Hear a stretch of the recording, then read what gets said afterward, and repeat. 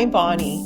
Welcome to Tarot with Bonnie and Peter, where we take the mystery out of the tarot and help you bring this ancient practice into everyday life. In this podcast, we'll talk about life, tarot, and everything in between. So grab your tarot deck, get comfortable, and start your journey to tarot with Bonnie and Peter.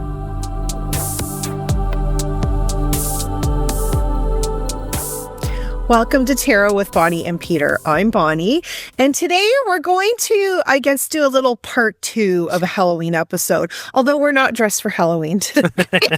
But we did an episode last week, which was about Halloween, and we shared spreads that we really love to do around this time of year. And we had some extra spreads that we didn't get to share because, of course, in Tarot with Bonnie and Peter fashion, we went, longer than probably we thought we would. So we thought, okay, well, since we didn't get an opportunity to share those other spreads for our Halloween special, we thought we'd share them this week because Halloween is actually this week. So I don't know if this episode will air right before Halloween or on Halloween, but it'll be pretty darn close. So it'll still be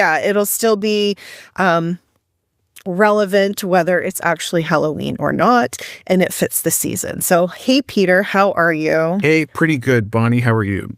And I'm my good, spread's got a you. little spot for the Scorpio new moon that's coming up, mid to, I think it's November 19th or 20th or 21st. It's in that range. So it'll still be relevant for sure. For sure. And we have a full moon coming up on November the 5th, I believe. Mm-hmm. So it's always great. The spread that I'm going to be sharing today, surprise, surprise, is about our fears. I'm still on this fear trend. So I'm just going to be sharing a 3-card spread about some fear. You have some really interesting Halloween-inspired symbolism, I believe, in the spread that you're going to share. And I think that all continues to fit with the season and with the full moon coming up. So Yep. The last one I went more kind of Halloween. This one a little bit more Samhain style. So this one I think I've called Behind the Veil, which fits the season, fits Samhain, fits Scorpio season. So I went a little more esoteric this time around. Fun. Now, Peter, I've heard you say Samhain many times.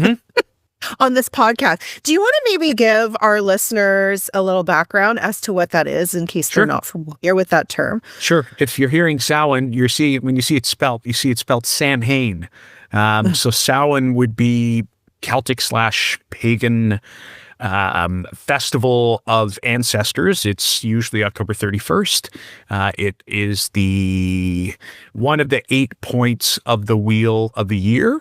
And for us in the Northern Hemisphere, it kind of corresponds to that time of dying. It's when the Earth and the sun, as kind of that celestial, self/God figure is dying, is starting to end, or the days are getting shorter, night is getting longer, and it's also seen as a time where the veil between sort of our world and sort of the spiritual world or the energetic world is at its thinnest. So it's always a great time to do magical work. And for me, magical work is always centered around the tarot. So I think I mentioned before, an October 31st will never pass without me doing some kind of tarot work. So I would call it Samhain. I probably have maybe a watered down version of what Samhain would be. It's definitely much more complicated than I just laid out, but lots of resources as well. I would suspect that if you ever were to Google Samhain, and that's spelled Samhain, but pronounced Samhain, you'll find all kinds of stuff, all kinds of folklore, and all kinds of factual information about the holiday of Samhain. I don't know. When you ask me a question, you got to remember, right? Short answers, not my forte. Well, that's good. I just thought it'd be good to sort of give us a little overview of what that is. Yeah. So And I Thanks, realized Peter. too, it's one of those words where you see it printed and you don't hear it pronounced. So I Mhm. realized if I'm saying Samhain, and that's how I pronounce it. It might be Samhain, but I would pronounce it Samhain. But it's definitely spelt Samhain, like Samhhain. Mhm. Hmm. Awesome. Well, thanks, Peter. Yeah, no worries. Okay, so was there some inspiration behind the spread that you're going to share today? Anything that you want to preface before I'm just going to say you're going to go first. How's that? Okay. All right. Sure. I tried to think of in the same way, and I think I've mentioned this before. I try and think of symbolism as important when creating a spread. So I Mhm. tried to think about things that would have been important to the recognition of Samhain. So I thought about the veil. I Mhm. thought about the shadow because it is often a time of year where shadow work gets done. I talked about the ancestral flame. So I have a card that talks about that. So that's sort of a message Mm. either from ancestors or from spirit. People who do ancestral work would often do ancestral work around October the 31st. And those who don't, then we could call it a message, from spirit or from the divine. I thought about the witch's torch because, again, those people who, would be declaring themselves as witches, this is a very important time of the year for them. So I have a position in the spread around the witch's torch, and then also one called the new fire, with it Mm. sort of being that start of the Celtic year. The concept of fire and rebirth sort of coming out of that as well. So I really just looked for symbols that were pertinent to the time. So I've also just told you what spread is. It's 5 symbols, 5 cards. You said I'm going to start. Sure. Okay. Are you okay with Oh starting? yeah. I've got my card shuffled. I'm using the Nightfall Tarot by Amori Abbott. So the Mm. first card I'm drawing is the veil. So it's that idea of, when we talk about a veil, we have things that are either fading, fading from sight or being let go. So Mhm. that'll be the first card. So let me stop there. Hang on. So I'm gonna look to the tarot for some insight and guidance, telling us what we need to know right here, right now, in this time and in this space. All right. Yeah, that feels pretty good. So, what is fading or being released? Oh, 6 of Swords. Um, Ah. Interesting. Now, I think the last time I did that, I laid the cards out and then I flipped them, right? So I'm gonna do that again, knowing that Mhm. and not even, bad planning on my part. Usually when I'm working in my space here, because I've got, my screen in front of me and I've got my microphone in front of me, my space is limited, and I went and grabbed one of the largest bloody decks that I own in my collection. So, I got to tuck card number 5 over there. So the first card around the veil. So what is fading or what is being released? The 6 of Swords. So again, like I said, I'm Ah. using the Nightfall Tarot. Let's reveal the second card, the Shadow. What is hidden or haunting is the Ace of Pentacles. Mm. That's an interesting card in that position. Uh, Mhm. the Ancestral Flame, a message from ancestors or a message from spirit, the High Priestess, right? The interesting, powerful message from the Witch's Torch. Oh, come on now. Come on now. From the Witch's Torch, we get the Magician, what needs to be No. illuminated or and claimed, and then the final card, the New Fire, what is ready to be reborn. Oh, my favorite card, King of Cups. Ah. Ah. All right. Ooh, So, this is going to be good. right? It's Yep. all kinds of different ideas. So, the idea of, what is fading or what is being released. That 6 of Swords sometimes is, that I think sometimes that concept of, of mentally moving away from something. Mhm. We're heading on a journey where, and that's, I've often talked about that, this card being that journey over water. But if we're releasing something, in some ways, this is almost affirmation in this position. It's like the tarot is telling us, yes, we are moving away from something. Something, there's an element of movement. Perhaps it's movement that has been guided by other people. that is sort of fading off into the distance or that's being released. I'm kind of looking at this card and thinking, it's a card that says it's sort of preparing the table for what's coming next. Do you know what I mean? We've got a card that says it's a card of release in a position about release, because often when we see that Six of Swords, we see that idea of moving away from something that has no longer served us. In some ways, it's like the Eight of Cups, but from a mental perspective, we're moving away from something that mentally doesn't serve us anymore. Maybe it's a mindset, maybe it's a thought, maybe it's a mental construct of some kind, and we're going towards something that in all likelihood is going to be much more supportive. So that's, if I'm looking at that idea of, what's being released, it's that concept, it's that idea of, of moving away from something. What about you? It's a weird one in that position, because I'm like, the card is, is kind of, it's almost like moving away. It's like what's being released. It's like, well, sort of at the action of releasing. What do you think?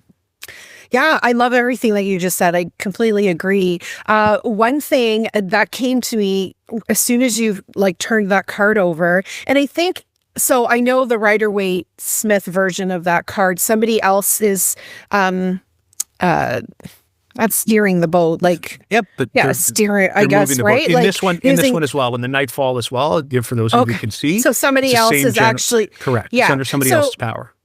Right. So the first thing I thought of when you turned that over was like, ooh, I don't need somebody else to save me. Right. Because I love the Six of Swords. I think out of all the swords cards, I love the 4 and the 6 because they're a little bit, not as conflict based. Yeah, as heavy. So generally, I agree. It's like you're leaving something that's a little bit, that could have been very confronting or something challenging or really difficult. And now you're sort of coming into calmer waters, right? But sometimes because it looks like somebody else is guiding us there. So maybe that thing that needs to be released is this feeling of we have to be saved by somebody else. And because the swords is, quite often our own thoughts and how we speak, it's like, I have the ability to save myself. And not to say that we don't need support from other people, but sometimes it's our own mind being like, you have the power, we don't always have to rely on somebody else saving us, because that puts us as the victim. But how can we rise and how can we take our power back to know that we also have that ability to guide that boat or that, ship? So maybe I know it's kind of out there, but I don't know. That was sort of the thought that I got when I saw that.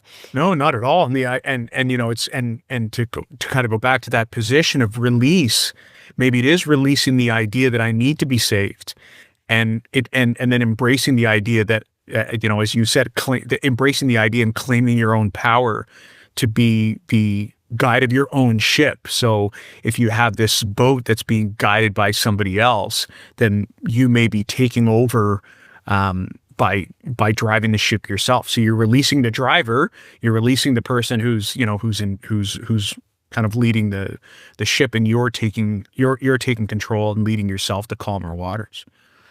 I love that. That's a great insight. Thank you for adding that. I always like that when you say, I agree with everything you said, but, and then you add so much more insight. Oh, it's my crazy mind.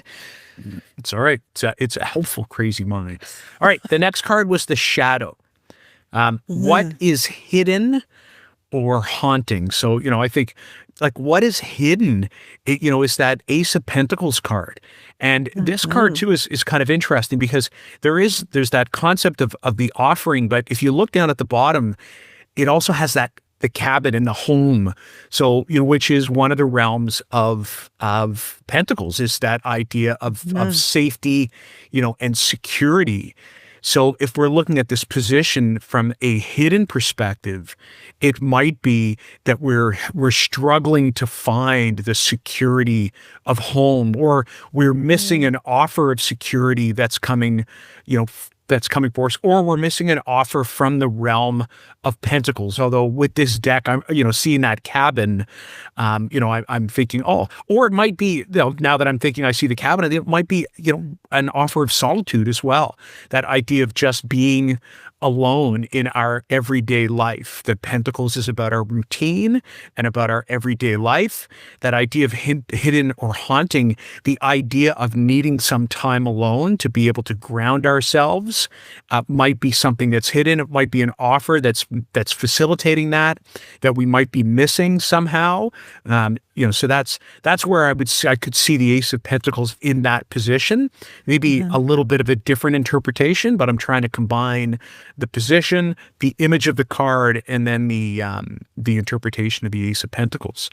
I don't know. Bonnie, what do you think? Am I way out there in left field, or you want to? No, I would go along those same lines as well. I think what's haunting sometimes is, right, when we see an ace, I always think of the ace as an offering, right? And we're being offered, and it's like the seed or this coin. It's like something that you're going to plant and it's going to grow into something. So what could be haunting us about that is like not taking those opportunities to plant those seeds on the ground and to actually believe that that could become something, right? Like Pentacles is about the manifestation of, the physical things in our lives. So it's like we never take that opportunity to manifest what we actually want because of who knows, whatever reason. Maybe it's worth, or, I don't know, that idea is never going to take off. So it's like this, like you have this opportunity, but you're too afraid to take it and to actually put it in the earth and plant it and watch it grow. So, yeah. Which is hard for people, right? Totally it's hard. Is. A new beginning is terrifying. It absolutely is. And you talk about the idea of worth, and I think another word for worth is value. And another attribute to the Pentacles is also value, right? It's a coin. So we talk about that. Sometimes it's the things that we value. And in this case, with it being the ace, it's that idea of that idea of self, the idea of self-value, that could be hidden too. And then, the cabin, that whole idea of solitude, right at it looks at the side of a beautiful lake. Like I can almost visualize, I know I said cabin, but cottage is the word that comes to mind for most people who, live in Southern Ontario and dream of that cottage kind of life up to the north. Yes, that is haunting me because my goal in life is to have a cottage on a beautiful lake. So it's like that image haunts me because I want that so bad, and I'm like, how is that ever going to happen? So maybe one day we'll record a podcast from my beautiful cottage on the lake that I just haven't manifested yet. There you go. Look at that. And that might be what's hidden or haunting. So maybe this Ace of Pentacles, this position, Bonnie was talking directly to you. Yes, I think so. It says, Bonnie, go buy a cottage go buy a cottage. I'm going to buy the picture of a cottage. That's where I'm going to go. Okay, next card was the Ancestral Flame, and this is the one where I kind of chuckled, a message from ancestors or spirit. And we've got the High Priestess. Gee, I wonder what the message is. I wonder if the message is something as simple as, you have magic. Trust your intuition. Right? Trust that gut feeling. This is the High Priestess, right? She's all about feeling. She's all about magic, all about power. I would suspect if she's giving a message, it's a simple one. It's trust it. Trust your inner power. Trust your inner guidance. Trust your intuition. Trust your gut. That's all I got for this one. And if that's her message, if that's what spirit is trying to say, if that's what ancestors are trying to say, I can't imagine a more poignant and more appropriate message coming from the High Priestess. Yeah, and exactly. And it's giving yourself permission to take the time. Like, you cannot hear your inner voice. You cannot receive guidance from within if you're constantly running marathons in your head. You know what I mean? You need to slow down. You need to actually take the time to go within and be like, okay, I'm here. I'm present. Like it could even be the message is like connecting with your ancestors by going within and just asking the question, like, what is it that you want me to know? Like, we are all high priestesses, right? We all have that power. We all have that ability, but you have to like stop, right? Because the high priestess, she doesn't do, she just is. Right? You need to just take that time to be like, okay, I'm going to close my eyes and I'm going to do whatever practice I need to do to get really centered and grounded and give myself the opportunity to receive clarity and guidance. So I'm getting that as a t-shirt. The High Priestess. I don't do, I just am. Yeah. I say that all the time in Yoga Nidra when I'm teaching. I say, Yoga Nidra is not the practice of doing, it's the practice of being. Like, you don't have to do anything. You're just here. And that's exactly what you're meant to do, right? So it is. We're human beings. We're not human doings. Yep. I was just going to say, I think I've heard my wife use that a couple of times as well. On a podcast, and then heard it, in other places as well. That's exactly it, right? We're human beings, not human doings. Yep. All right. Now that's the message. So a couple of messages from the high priestess, and then what needs to be illuminated and claimed, the magician. And I think here again, right, the idea, well, what do we have to claim? Well, we have to claim the ability to manifest what it is that we're looking to do. The fact that we have the tools that we need to be able to make things happen. The fact that the tools of the magician are sitting right there on the table, and all we have to do is pick up the right tool. That concept of what needs to be claimed. Well, what needs to be claimed are the cup, the sword, the wand, and the pentacle that are sitting on the table. What needs to be illuminated? Well, you need to be able to see them first, right? The magician is there. The magician is pointing to you, letting you know that you have the ability to manifest, put in the work, right? The magician is about work as well. It doesn't just happen. Put in the work, identify your tools, and then, illuminate the tool that you need, but then take it, claim it, and use it. So, it was about illumination and claiming. So that's what I'm saying. Because, you talk about the idea of the high priestess is all about being. The magician is all about doing, right? The magician would be, you'd have the almost the polar opposite of each other. Magician is all about action, all about, doing stuff, all about making things happen. And all the high priestess has to do is just kind of, be who she happens to be. You've got an interesting kind of back and forth. High priestess first with, message from the ancestors. And then, that the witch's torch is somebody kind of embroiled in that practical idea of magic as well. So that's another piece. As I'm thinking that through, you got the high priestess, who would be that temple of inner magic, and you got the magician, who would actually be that temple of practical magic, that idea of manifestation, the idea of doing the work. So I don't know. I don't know if that was too esoteric a response. No, I think it's amazing. And I think that you said claiming, right? Like what's ready to be illuminated, what's ready to be claimed. Yeah. It's like your power. Hello, you have the power to create the life that you want to live. You have the power to create anything that you want in this lifetime. And again, it's funny if we come back to that Six of Swords of being like, oh, I need other people, right? I have to rely on other people to rescue me. This is like, no, you have the power, right? That Ace of, like, we have a lot of new beginnings here, right? You're being handed this Ace of Pentacles. What are you going to do with it? And then the high priestess is like, oh, okay, well, if I go within, right? Like this is what I teach in meditation. It's like, listen to your heart. What does your heart desire? Not what does the outside mind want, but when you really come within and you connect back to that divine part of you, like, what does that part of you want? And then the magician comes in and says, like, you have the power to do anything that you want. You know what I mean? Like, let's take that intention and let's manifest it. Like let's bring that into the physical world. And this isn't about getting anybody else's validation or permission. This is the one, right? The magician is like the individual who just goes after what they want and knows that they have the ability to do that. So this is like an amazing spread, Peter. I am so fired up by this spread. You fired up by the spread or by the cards that have shown up? Yeah, in the spread? All of it. I think it's amazing. I know. Okay, well, I'll go to the because I thought this was interesting, and when I talk about sometimes we get spreads, and sometimes they're, let's say, there are examples, because I always think working with the spread is a great way to learn how to learn about cards. And again, here we've done a couple of spreads. I put out 5 cards between Bonnie and I. We've talked about different interpretations of the cards in here, but this one I think this one might be speaking to me. The new fire, what is ready to be born? King of Cups.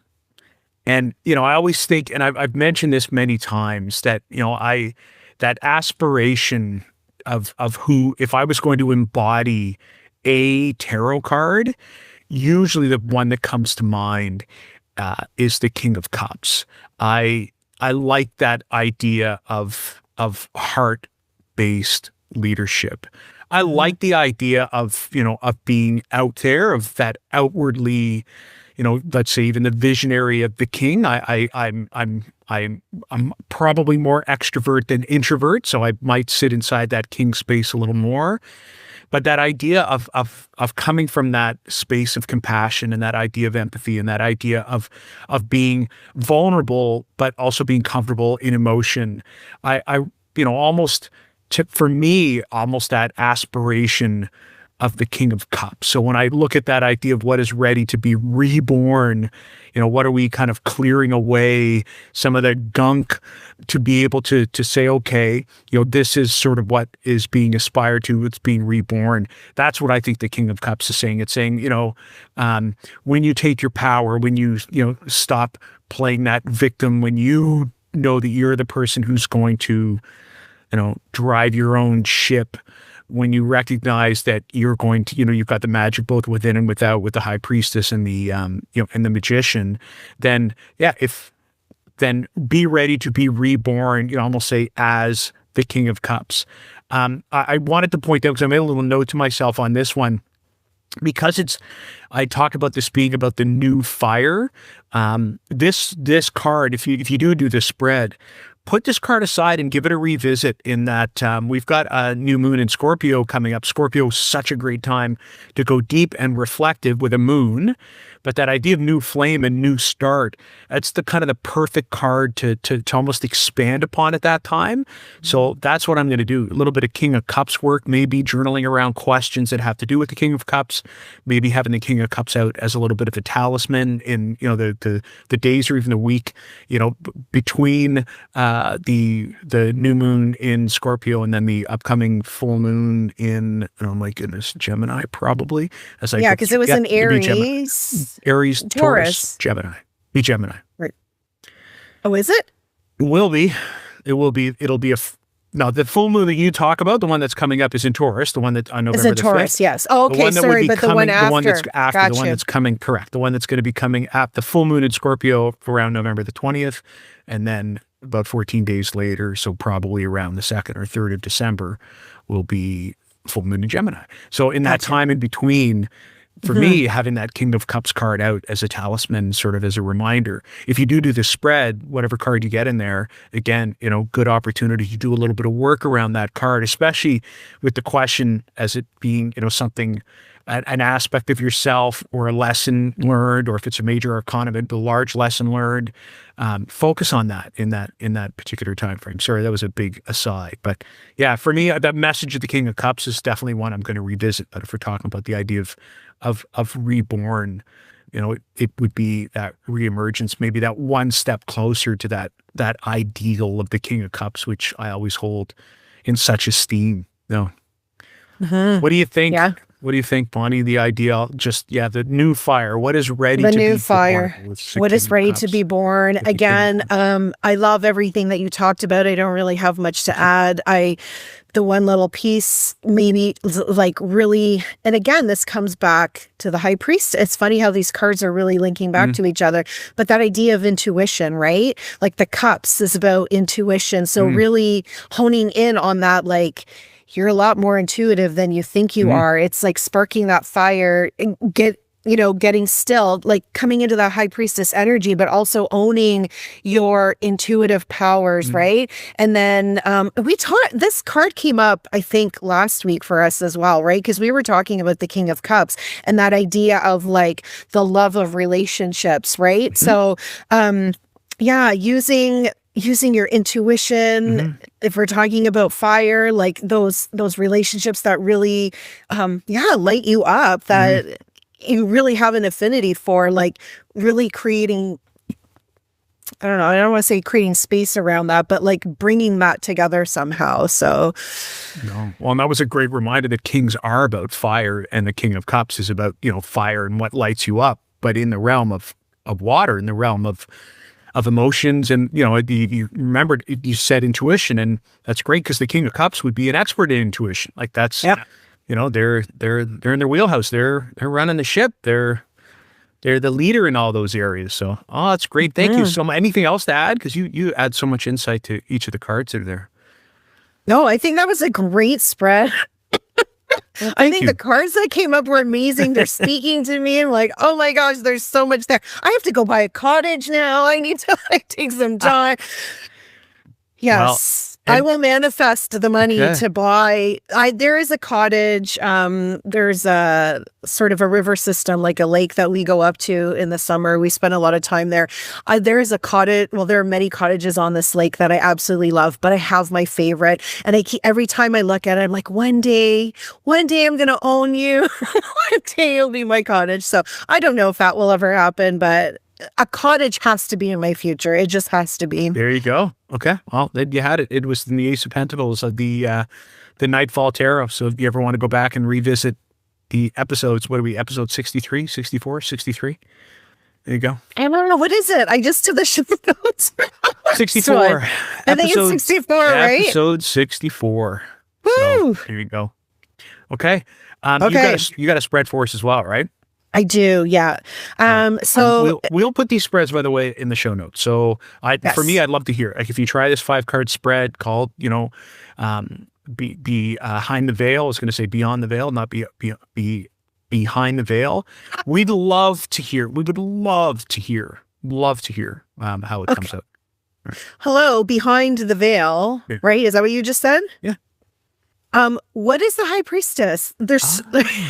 Yeah. She's right She's in front of it. There's the veil behind the High Priestess, which is like that separation between the physical world and the non-physical, right? Yeah. So isn't that amazing? The High Priestess is kind of like, hey, hello, look at the name of your spread, and like I showed up. Never even thought. Thank you.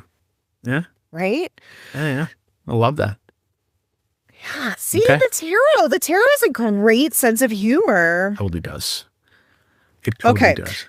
So my spread it's not as fantastical as yours, Peter. I'm not as so great in my symbolism as you, but I'm still on this energy of like, my fears, right? Like, what fears do I need to face? What's going to help me, you know, deal with all of this? And the reason, like, I didn't use the tarot for so many years because I was afraid of it, right? So it's funny that the thing that I really feared and the thing that I feared coming out in public with of like, oh, Bonnie, you read tarot? Like, wow, what are people going to think of me if they find out? It's like I'm doing the thing that always scared me the most and that I didn't want to tell people that I did. And now I'm using that to help me with my other fears. So it really does come full circle. And we're in Halloween season, which is, you know, a fun time to sort of look at all of that. Yeah. So this is a 3-card spread.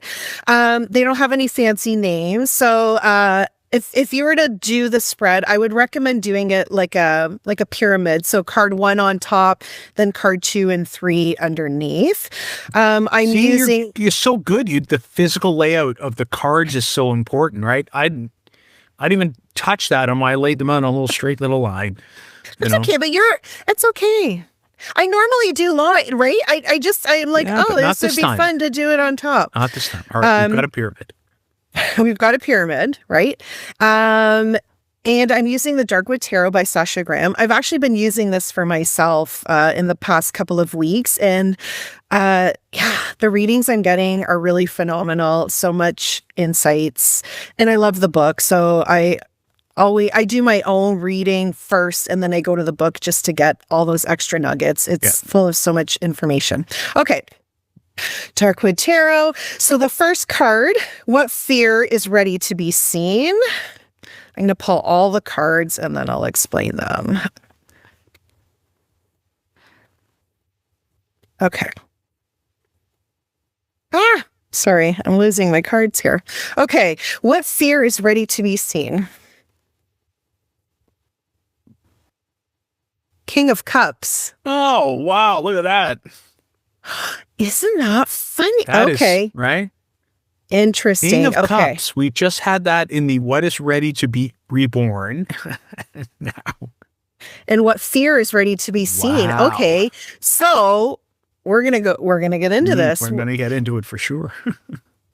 It's like really trusting your intuition. And for me, 100%. I think, that's why I love the tarot so much. And I've always loved like I've been using oracle cards for many, many years, but it was like, I never really trusted my intuition enough just to go off of my intuition. But the cards have a way of being like, oh, but it's here in the card. So you must be able to believe that.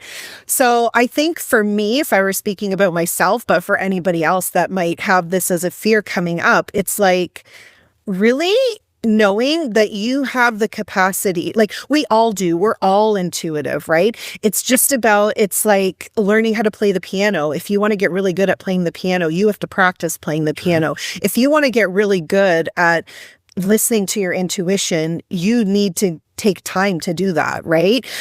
So really trusting your intuition, but also I think too is this whole leadership thing, which I love about the Kings, right? It's like stepping into this leadership role and being like, if there's something that you're afraid of to step into this role as leader, then that could be the fear that is ready to be seen, right? So it's like this idea of being a leader. It's this idea of leading with love and compassion, right?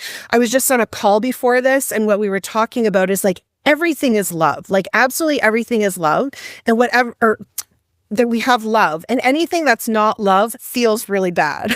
So that's why we like feel so much suffering and we feel so much pain, because that's like not in alignment with love. And the King of Cups is like the embodiment of love and compassion. So how can we really show up as a leader for ourselves, but even for other people, in taking this role as, showing up with love and like really deep trust and compassion, and using that intuition, like bringing all of that into this role. So, yeah, I think let's try a little bow on that, but I think that's what the fear is. It's showing up as a leader, leading with the heart, which can be very vulnerable. The King of Cups is also very sensitive. So owning that and really trusting your intuition. Yeah. But what do you have to say about that, Peter? I've got nothing really to add, right? Because you're right. The King of Cups and the King of Cups is in many ways is the personification of the power of all the things you talk about, right? It's the love and heart. It's intuition. We got to remember cups is magic as well, right? It's that idea of, it is that magical space. It's wonder, it's compassion, it is comfort, it's, it's our relationships, it's our flow as well, so it's all of these things. And, when I talk about flow and talk about power, when we talk about kings, we talk about those court cards that they've established themselves as power. There's nobody questions the power of the king. So we talk about the fear. It is the idea of, hold on a second. You are established. You have established power in this cups space, and you don't need to fear that. You don't need to fear that. You just need to own it. Say, yeah, all of those things that sit inside the realm of cups, that idea of vulnerability, that idea of empathy, that idea of compassion, the idea of magic, the idea of intuition, all of those things, the idea of flow, water flows, right? All of those things, it's recognizing that you actually not only have power, you have established power. You've got your 2 feet firm on the ground, and nobody is unthroning you as the person who holds that particular power. So fear not. Whew. Let's take a breath. That was a lot. Okay. Take a drink, but. Take a drink. Yes. Okay. That feels good. My soda, lime, and bitters. Yummy. Yes. And the King of Cups. Hello. Let's drink. Again, right? Yeah. Fair. Okay. How is this fear currently influencing my actions? This is card number 2. Interesting question. Oh my God. You can't make this up. This is the Star. Wow. Okay. And in this version of the Star card in the Darkwood Tarot, she's naked, as she is in many decks. She's looking up at the star. She has like a toe in the water. And and she's sitting on a tree. Whew, okay, so how is this influencing my actions? How is the star influencing my actions with the fear of my intuition? Well, when I think about the star, it's like healing, right? Because the card before the star is the Tower. So we've had some type of something happened, and now we're at the star, and we're regrouping, we're healing, there's hope, there's optimism in this card. So I think the idea of not really trusting your intuition or really leading with the heart could be affecting how you heal or how you put your wishes out into the universe, right? Because I also think the star card is like, if you could just, like wish upon a star and just allow that, allow the universe to bring that to you in a way that you didn't think was possible, right? Like, we don't have to micromanage everything. So, and healing could be that wish, right? Like, if we think about the star card as this energy of healing. So I think that not trusting that love, that compassion, even coming into that leadership role could be affecting how you show up and how you want to heal, right? Because maybe you don't really believe that that's possible for you. Right? And there's also this air of vulnerability too with the star card, because she's naked, right? Like, there's nothing to hide from. So yeah, that's interesting. I have to think about that for a little bit. But she has power in her vulnerability, though, right? Because it is absolutely.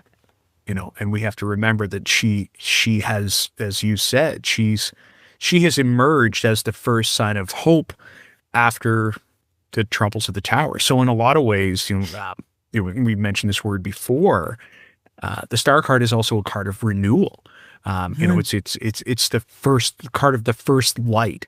It's often the card that gives us our first glimpse of where we need to go and how we need to get there. It doesn't necessarily give us the tools that we need to get there. That's something we still have to figure out on our own. But the star is sometimes that very first. So we think about people, in the way back time, where they used to navigate based on the stars. So they would use the which star, uses intuition also, right? And very limited information. So, dark skies, there are no stars if the skies aren't dark, and yet we're using those glimmers of light to be able to help us, help provide us with direction. That's. And I always think of the luminaries that come next, right? They're always increase. They always increase in magnitude from the star to the moon to the sun. I don't know if I really offered any insight onto the spread. You always offer insight. Are you kidding me, Peter? And with that, sometimes when we keep talking, more insights come. And I think about a lot of times people fear stepping into a leadership role because they haven't mastered whatever it is that they're guiding, right? And I just had this conversation with someone earlier today. It's like, well, I don't want my clients to see me like this because that might affect how they view me as a leader, like in whatever realm it is that we were talking about. And so often that's what stops us from actually stepping up. Like, we know that we have something to share. We know that this can be helpful to other people's healing journey, but because we don't feel like we've done enough work or that there's still so much for us to try to figure out and heal, we play small and then we don't step into those leadership roles. So this could even be a connection with that of like, we're all on a healing journey together. We're all locking arms and walking this life together. So as we hold space for other people to experience their own healing journey, that in turn is actually also helping us, right? Like, we're always creating together. So I just got that. That's beautiful. Okay. These spreads are like, they're fantastic. I'm like, you were talking about this spread not being, it's like, this spread is great. But it takes me a while. And even last week's spread, I'm like, oh yeah, I'm so excited to introduce this spread. And then it like stumped me a little bit. So this is what happens with the tarot. It also, sometimes it just comes really easily. And sometimes it takes a minute to connect all the dots. Well, I often tell my students that when you're doing work with a spread, leave it out. I often leave a spread out, leave it out even sometimes for a few days and revisit it from time to time, because the insight that comes at a second glance or at a third glance is important. I'll do the same thing with client work. Is usually lay out very few cards. You know, always talk to people and say, if we're going to do a 45-minute session, sometimes we'll only see 4, 5, or 6 cards. But we'll revisit the narrative again and again and again. And as we kind of go through the narrative of the cards, different insights come up as cards connect to one another, as they go back and forth, they go in different directions. So for sure, you know, my goodness, I belong to a group where once a month, I told you, we get together and for 2 hours, we spend talking about one card. We just met Sunday. Sunday was all about the magician. Huh. From Man, I love the magician. 9:30 to 11:30. That's all we did. Talk about one card. That's amazing. Okay, card number 3. How can I work with or release this fear? The 5 of Cups. Ah, okay. Interesting. More healing. Yeah. Well, healing first, right? Yeah. More healing first. More healing first. Okay, so how can I work with or release this fear? So when I see the 5 of Cups, right, and in this card, again, very similar to a Rider-Waite-Smith depiction of this card, a rabbit is looking at 3 cups that are spilled over, and there's 2 cups behind the rabbit that it can't see because it's not focused on it.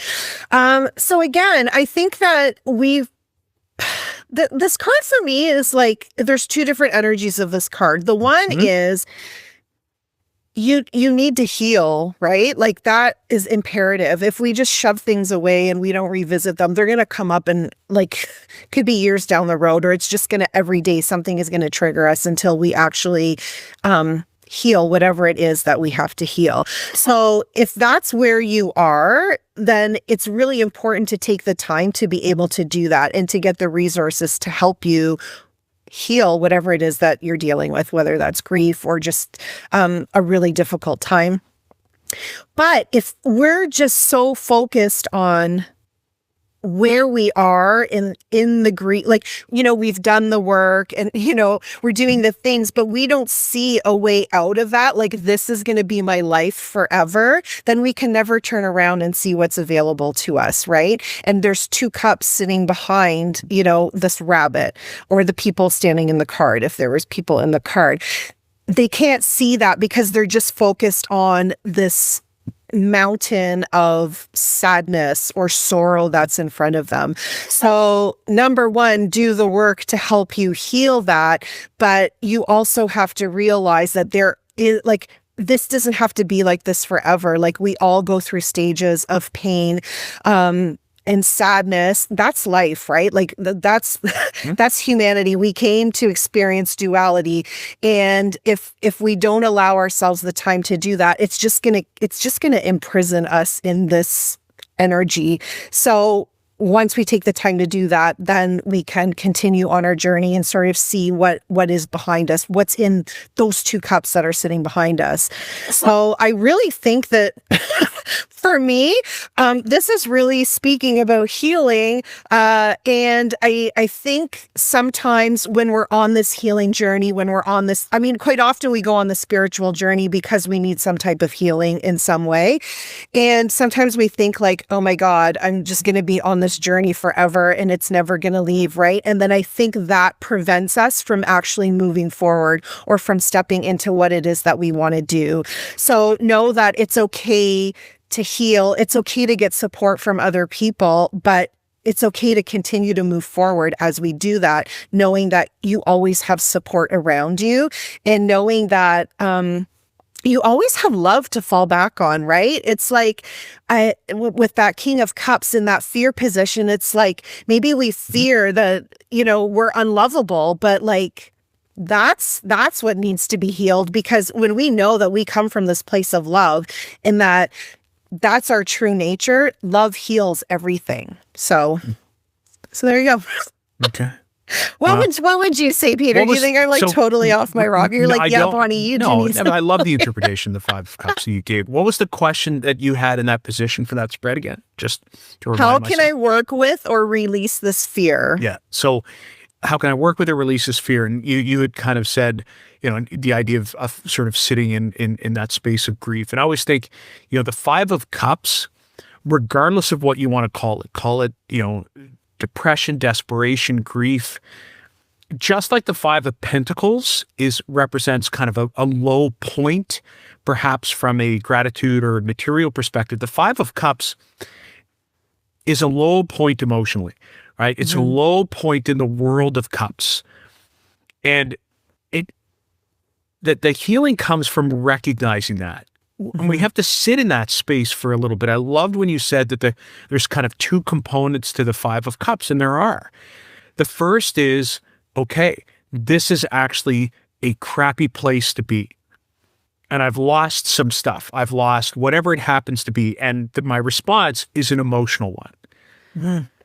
And then I have to listen to the voice that is saying, turn around. It's not all lost. Whatever the voice is saying, the voice is reminding you that, yes, there is loss. Yes, it is come at an emotional cost. However, not all is lost. There are still two cups that are standing. The other thing I wanted to point out, and that's very similar to kind of, what you had said. I always try and broaden that Five of Cups as being, it really is a low point for anything that's cups related.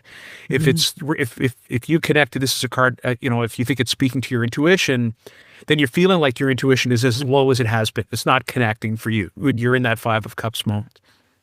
And then it's recognizing, okay, it's okay to be there. It's okay to be there, but it's not like you've lost your intuition. It is a low point, not a no point, right? There's a way to be able to grow it back. Astrologically, I'm going to point out to you, we're recording this 28th of October. Sun is probably around 5-6 degrees of Scorpio. Do you want to know what card rules that particular decan? The Five of Cups? I think it might be the Five of Cups. What? So, I always tell people when, one of the reasons why I like connecting the astrology to the tarot is because sometimes it can be a great timing technique. I think sometimes the tarot is difficult. And I can't remember if it might have been Susie Chang. No, it was a book. I was reading a book. It was The Night Circus, actually. It was a quote that I had used out of the book, The Night Circus by Aaron Morgenstein. Or Morgenstein or Morgenstern. Sorry for mispronouncing, whichever one was mispronounced. But the character that's in there that was a tarot reader talked about timing is one of the hardest things to do with the tarot. And that really actually resonated with me. And I know it's a fictional character, but I actually think I used that quote in a course that I taught because I think that although the tarot does a lot of things well, for me, I don't see it as a great timing tool. However, when it connects to astrology, sometimes the tarot talks to us in timing language. So if I saw the Five of Cups and, it was around the time when I was doing the reading, I'd be like, this card might be trying to speak to you just a little bit loudly because it's saying this time is now, right? This is the time right now. So for anybody, if that kind of connects to you, just so you know, Five of Cups. Right now, I only know that because, last week or the week before I recorded my cards of Scorpio and knew that the 5, the 6, and the 7 of Cups are the 3 decanic cards for Scorpio. You talk about a powerful trio there. There's a narrative, 5, 6, 7 of Cups. Wow. Yeah. There you go. I love that, Peter. Thank you for that insight. Isn't that, it's so funny. So like the High Priestess showed up in your spread, right? And now the Five of Cups shows up in my spread, which links directly with where we are astrologically right now. That's incredible. Yeah. So the tarot is an incredible tool. Totally is. Totally is. Whew. Okay. So those are hopefully 2 spreads that you can work with. And you don't even have to pull all 3 cards. If there's one question out of the spread, like we'll post this in the show notes, the sort of the meaning of what each card is, like the placement of the card. You could just you could just ask one question from one of these spreads, and that in itself can give you a lot of information. So yeah. Yeah, you're right? You do you in whatever capacity. Sometimes we only have a few minutes, but we want to draw on the wisdom of the tarot. So sometimes it's like, okay, when I think of this one question, pull the card. Okay, you ruminate on it, you let it think. or you kind of let yourself think and you leave it out and then you revisit it afterwards and like, okay, I've got a little bit more insight from that. Or, oh, I saw that situation as it presented itself today. I know what the Five of Cups was trying to say. So thank you. And, kind of like, yeah, so. Yeah, Right. and even for this, like if you know the fear that you have, I mean, most of us pretty much know what our fears are. It's like, how is this fear currently affecting my actions? How can I work with or release this fear? Like if there's something that you already know, then you can sort of use those supporting cards as well to help you with the issue at hand, right? Without actually having to pull a card to tell you what that fear may be. So many different ways that you can work with the cards, that you can work with the spreads, you can make them your own. So yeah, we hope that you found this helpful. Fingers crossed. This and the last episode as well. So if you're just watching this one as a standalone, note that our last episode has 2 other spreads that also Halloween themed. So 4 spreads in total to be able to go and work with. Let us know, please, in the comments on whatever platform that you're listening to, whether it's on our website at tarotwithbonnieandpeter.com, whether it's YouTube, whether it's Spotify, whether it's Amazon, wherever you find us. Please, by all means, comment. Let us know, how the spread went for you. Ask some questions. If you're not clear on one of the questions that we've laid out for the spread, please, by all means, ask us as well. We would love to interact with our listeners. And if you have ideas for upcoming guests or upcoming questions or topics, please also put those in the show notes. And of course, share, leave us a nice review, please. all those things. So Bonnie, where can, other than, tarotwithbonnieandpeter.com, where can people find you and what have you got going on? Yeah, people can thank you, Peter. Yes, you can definitely find me at tarotwithbonnieandpeter.com, or you can go to my website, which is breathewithbonnie.com. I don't have any current events happening, but there are lots of things that are in the works and probably coming in the new year. So if you'd like to find out about those, I would suggest that you sign up for my newsletter. That's where I post. It's funny. I was talking to somebody yesterday and they're like, oh, I messaged you on, on Instagram and you haven't gotten back to me. And I said, oh, well, I go, how long ago was that? She's like, oh, it's been a few weeks. I'm like, okay, so that shows you how long it's been since I've been on Instagram. Oh, no. Yeah. So she was lovely and it was fine. And, we've connected, but that just goes to show that if you want to know what I have going on, be on my email list because I always send that out through my email list, any upcoming events that I have going on. So there's that. And if you sign up for my newsletter, you get a free yoga nidra meditation, which helps for relaxation, helps you connect back into that high priestess energy. So yeah, you can go on there. You can find out all about me, what I have coming up, and any services that I offer. So how about you, Peter? I know you have some exciting stuff coming up. Where can people find you? Want to talk about? Sure. Again, always at tarotwithbonnieandpeter.com, but you can also find me on my website at peterwhitetarot.com. You can find me on my socials on Instagram and Facebook, primarily at Peter White Tarot. I'm not as quiet as you are, but I'm still quiet. I actually made the conscious effort back in May, based on a tarot spread, actually, to remove social media from my phone, and I still haven't put it back on yet. So I'm on there less because I have to intentionally go either onto my iPad or my computer to put a post. But I do post some of the information. So the 2 big things right now would be the cards of the Zodiac. I just released the cards of Scorpio, and we're at the very early stages of the cards of Scorpio. So if that's of interest to you, making that astrological and tarot connection, then please check out my cards of the Zodiac, the Scorpio edition. The other thing, Scorpio season is birthday season for me. So every year I put out a special price that lasts over the course of Scorpio season. I always make it a little play on the last 2 digits of the year in which I was born, which ought to give people an idea of how old I am.